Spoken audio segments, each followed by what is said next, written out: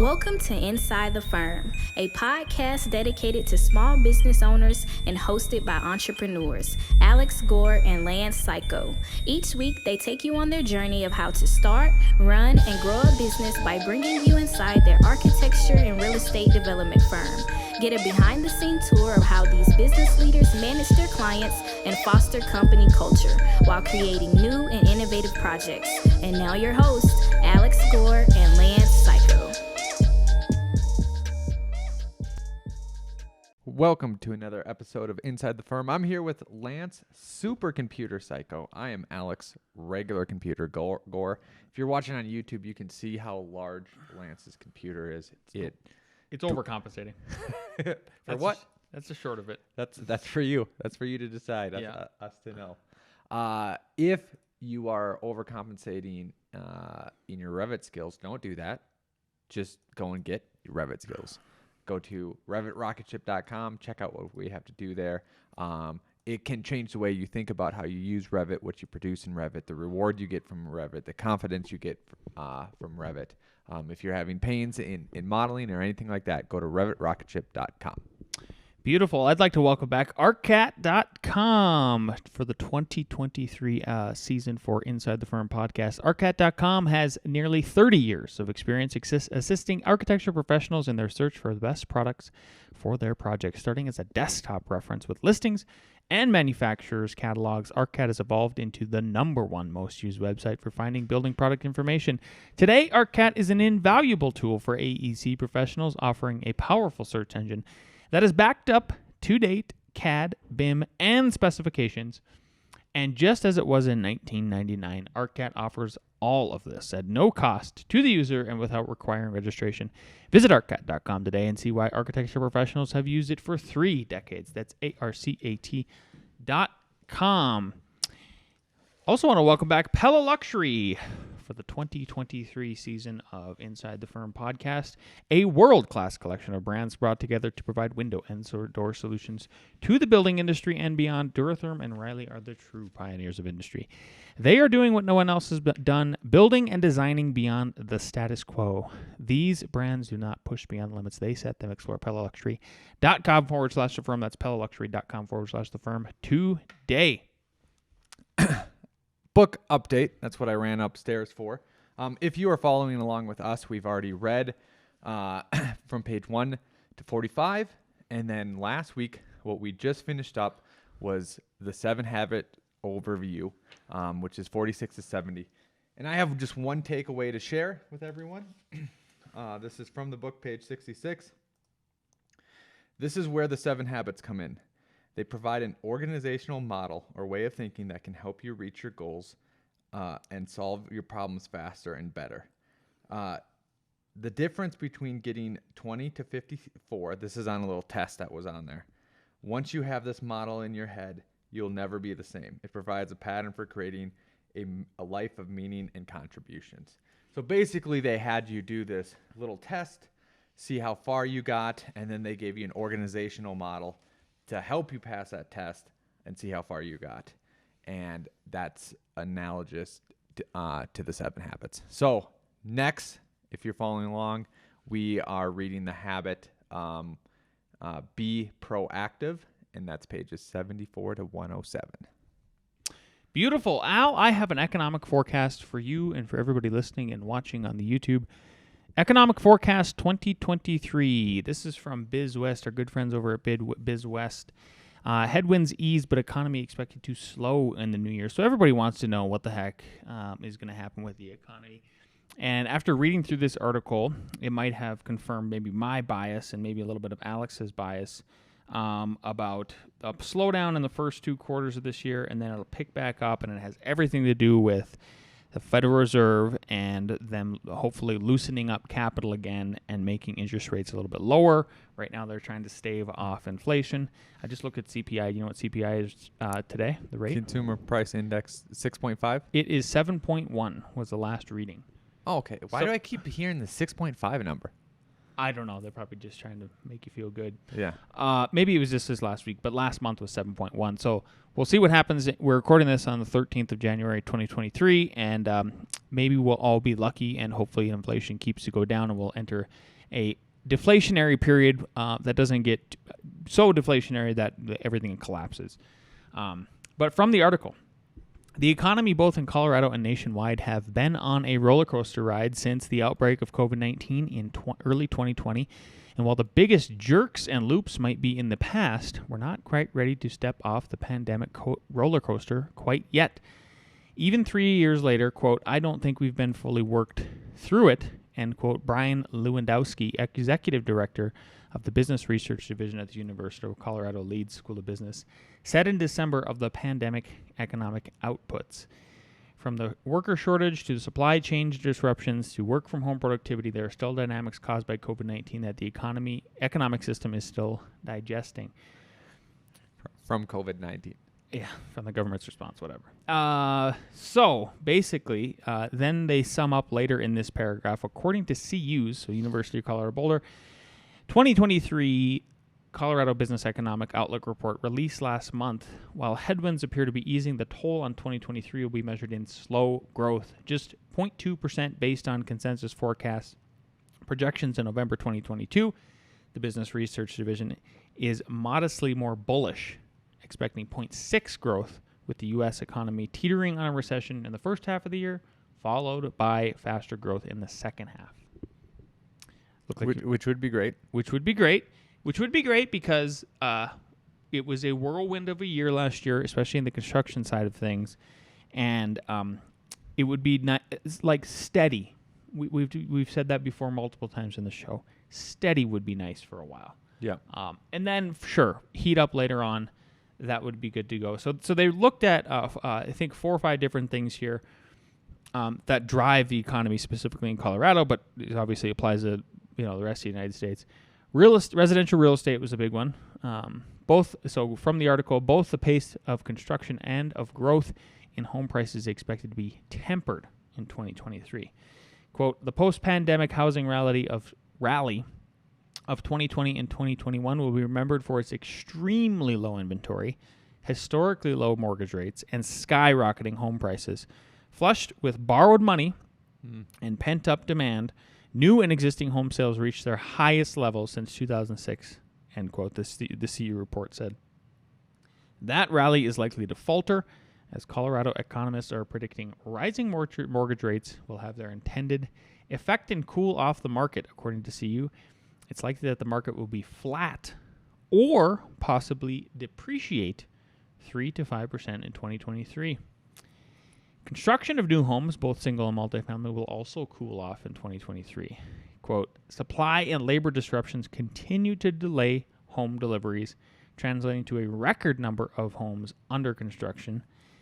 End quote. The CU report said, quote, the home builders will slow their new production further to survive this slowing cycle, end quote. Commercial real estate is the next topic they touch on.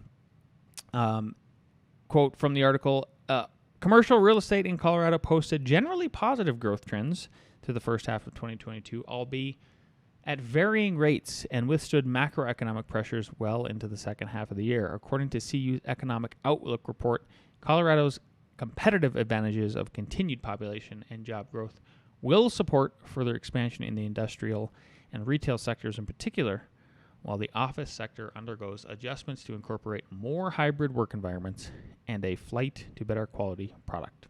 This is all good. This kind of reminds me of when we asked the economists before the pandemic when we were at the International Builder Show. You weren't there with me. I wasn't there. And what it relates to in this book, the 7 Habits, is like whatever your perspective is frames like what you do and how you think and what you get. Mm-hmm. And this is all great and I like this, but like the perspective is just all these kind of macro trends, and it, and that'll continue no matter what. Well, it just like, hey, this is great, but what if the Fed raises the interest rate 0.5% 2 more times and it breaks the money system and they're not fast to react? What if they raise it 0.5 times, 2 more times, and everything works out. You know what I mean? It's just like it's just like, oh, if trends continue, this is what should happen. Like, yeah, but there's a whole lot that goes in, in between there. And then I'll kind of get into that after this article too. Yeah, sure. Well, I have some good news for you. Good. Thank you. And especially bright spot, especially in the Boulder Valley, has been and likely will continue to be the biotechnology industry, which has a seemingly unquenchable thirst for flex industrial square footage. All told, the biotech-related development accounts for approximately 2.5 million to 3 million square feet of construction underway or in the pipeline. That's a lot. Along the Boulder/Denver corridor, according to a recent report from Boulder-based commercial real estate brokerage Dean Callan and Company. When you add proposed projects that have not been fully permitted, the square footage total is much higher. So, there's always little bright spots and silver linings. The opposite of the negative is the positive, right? So, wherever you're operating in, maybe you're in one of those spots where it's a high demand area for whatever reason, and there you can capitalize on those niches. Agriculture. Farmers in Colorado may see record revenues in 2023, but net income will likely decline, according to the Business Economic Outlook report. That's because expenses are increasing faster than revenues. The war in Ukraine has meant increases in the price of wheat because the crop in Ukraine has been damaged or unavailable for export, but the cost of fertilizer, which is also impacted by war, is up as well. There's a perfect positive and negative example. Transportation costs due to increases in fuel prices are impacting net farm incomes. Cattle herds, the report said, will be likely smaller in 2023. Egg farmers are reeling from the loss of millions of chickens due to the bird flu pandemic. So, and then energy, that's a big one for us. There's a lot of drilling here, a lot of fracking. Both traditional and green energy industries expected to see growth in 2023. Increased oil and gas prices during the 2022 resulted in all-time high valuation of the natural resources and mining industry in the state, according to the state's Economic Outlook report. More of the same is expected this year. The industry is benefiting from post-pandemic demand for energy and, as a result, adding jobs. Natural resources and mining accounts for about 4% of the state's GDP. Rig counts are going to rise, for oil rigs that they say. And then on the renewables front, growth in both solar and wind electrical power generation is forecast. In 2021, about 35% of the state's net electrical generation came from renewables. As electrical utilities continue their conversion of coal-fired plants to solar and wind, the energy shares continue to rise. What did you think of that number? Was that higher or lower than you expected? Way expected? Higher than I thought it to be. I thought it was going to be like 12. Yeah. Yeah. Something like that. Healthcare, that's a big one. Healthcare remains a major sector in the state's economy, employing more than 307,000 workers in 2022. While impacts of the COVID-19 pandemic have waned to a degree, healthcare providers continue to search for long-term solutions to employment shortages that may have been exacerbated by the pandemic but did not necessarily cause the shortages. Problems for the sector, which will use 2023 to mitigate impacts but unlikely to solve completely, include drug overdose deaths. 1,477 died of overdoses in 2020, the most ever, and a number up 38% from the prior year. That's not good. No.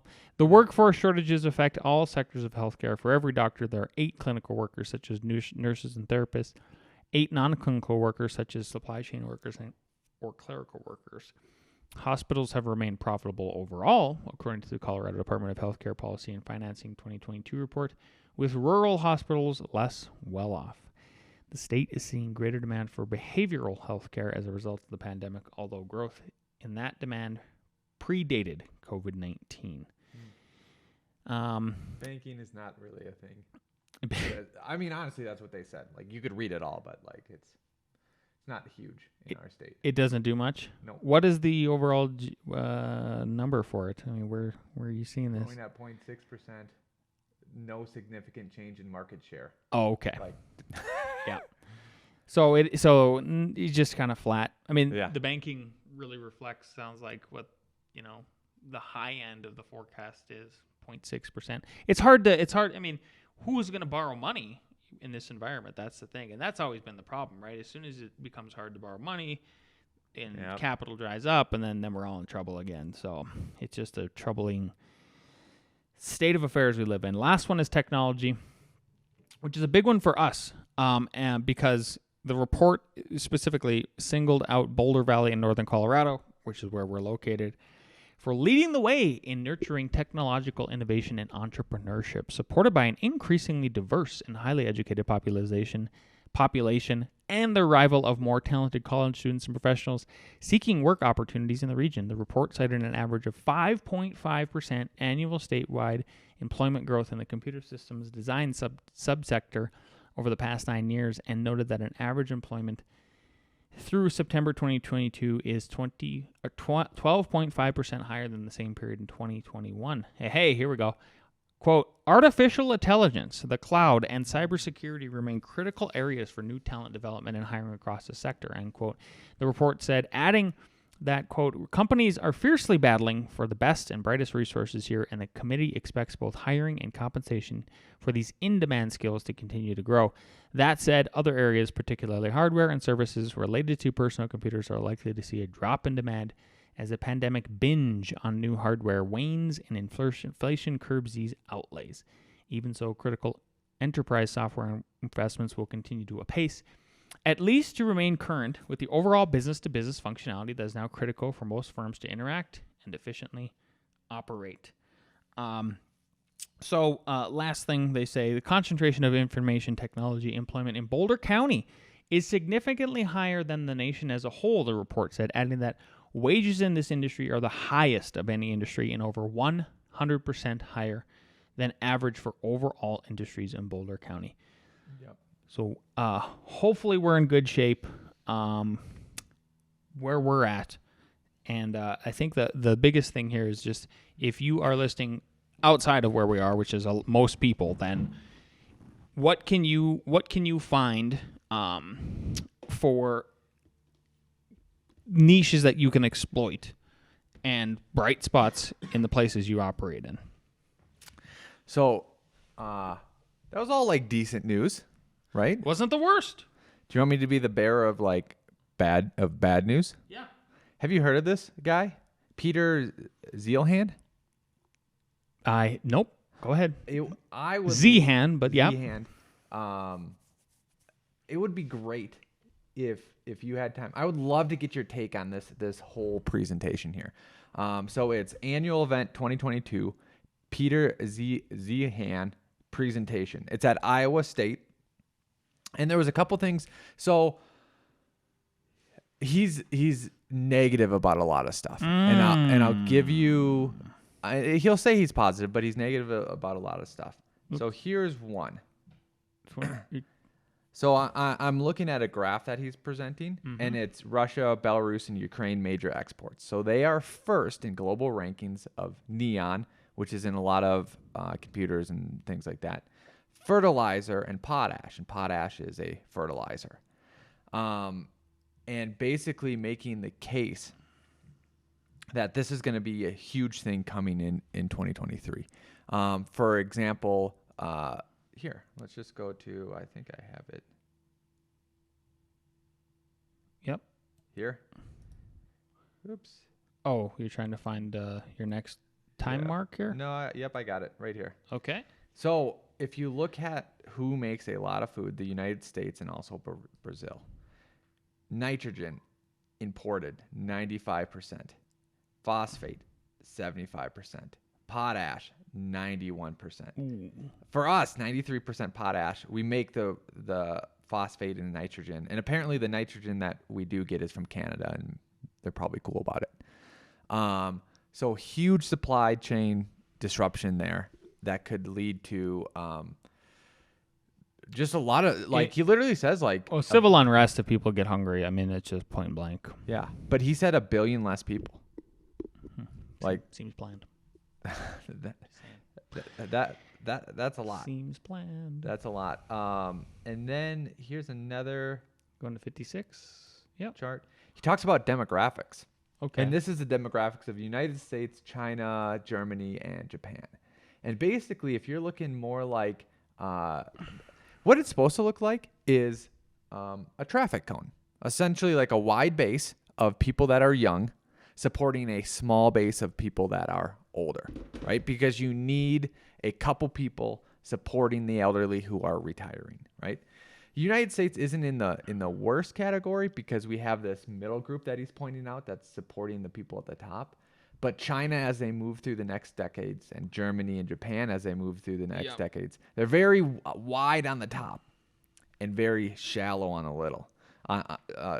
the lower end. And basically, he spelled the doom and gloom for not only China but Germany. What is the doom and gloom for China? They're too top heavy. They're too top heavy with population. Yes, to resources. Is that what it is? Is that the no, ratio? No. Just to like an 80-year-old isn't going to be able to be a construction worker typically. Yep. Right. So you don't have enough people to kind of do those jobs, and yet these 80-year-olds need to be taken care of. Lance, look at the Chinese one. Not the stars. Do you see the yellow? I do. What is the yellow? Those are lies in China's data. So it's even worse. Wow, I see what you mean. Yes. So is Germany? Is Germany lying? No. So that's just their flag. That the yellow was just showing the difference there, not the stars, but the other part.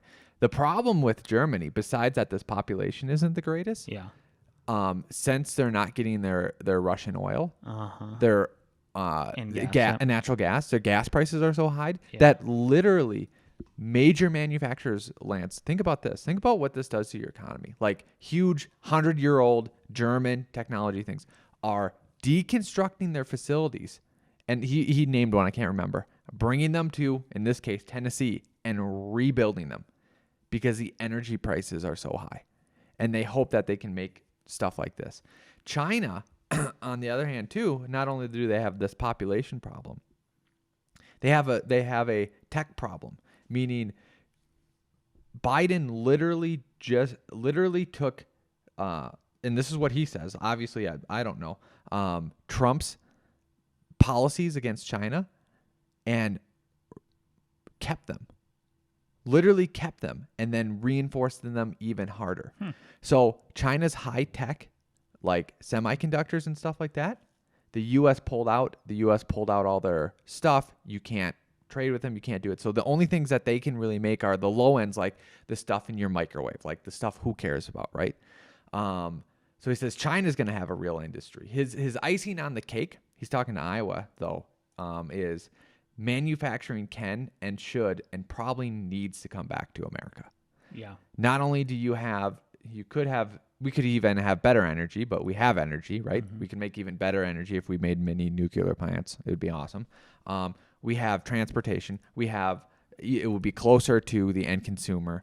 We have waterways that are navigable and all this other stuff. It seems like if people are really I mean, the fact that you said closer to, right? Seems like that would be better for the environment. Yep. And so all the environmental people, Yep.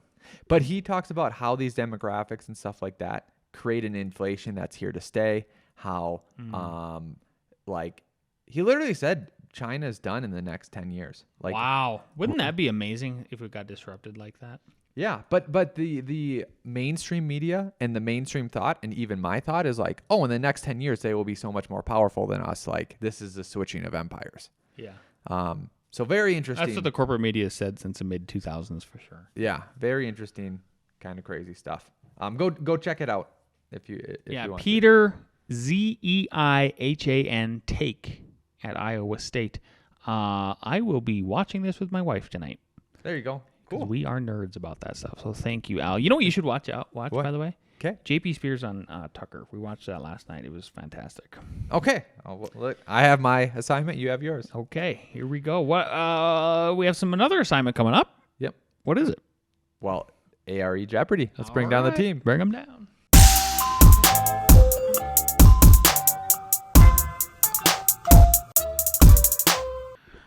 All right. Question number 1. According to the 2021 IBC, Section 1027.5. Exterior exit Not stairways. exists. Thank you. I knew you were going to get it. I'm gonna change that for you. And ramps shall have a minimum fire separation distance of how many feet? Is it A, 5, B, 7.5, C, 3, or D, 10?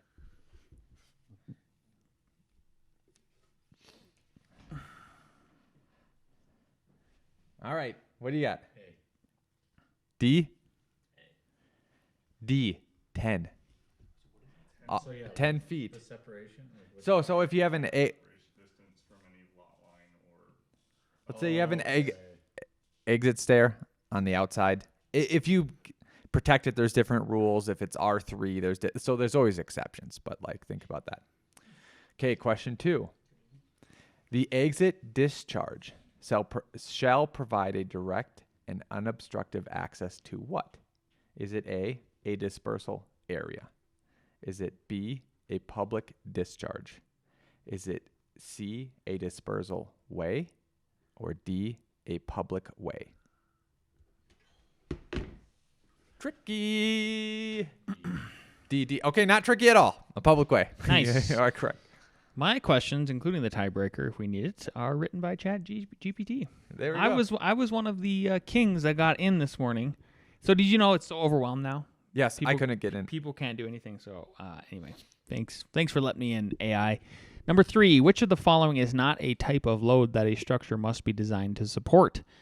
Is it A, a dead load, B, live load, C, wind load, D, time load? All right, we got D. What'd you do? D. Correct. What do we got for scores? 3. All right, better keep the lead. Keep the lead here, Jason.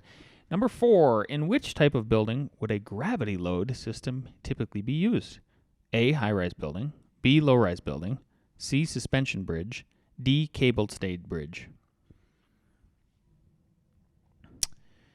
Tricky. What do you got? In which type of building would a gravity load system typically be used? A, high-rise building, B, low-rise building, C, suspension bridge, D, cable-stayed bridge. Tricky. You picked A. You are wrong as well. Bridges in the building. And what do you got, Crash? Did you pick A? The correct answer is B, low-rise building. According to ChatGPT, I asked them, why is that correct answer? And they said, in building construction, gravity load systems are typically used in low-rise buildings as they rely on the weight of the building to keep it in compression and maintain its stability, as opposed to high-rise buildings in which they rely on other systems such as bracing to resist lateral forces such as wind and earthquakes. It's a classic A.R.E. question. There we go. Where are we going to eat? I like Public house. There we go. Let's do it. Sounds great. Shall I take us out? Yes. Don't forget, if you're listening on iTunes, please leave us a 5-star review in the year 2023. And if you're watching on YouTube, like, subscribe, leave us a positive comment. We'll see you next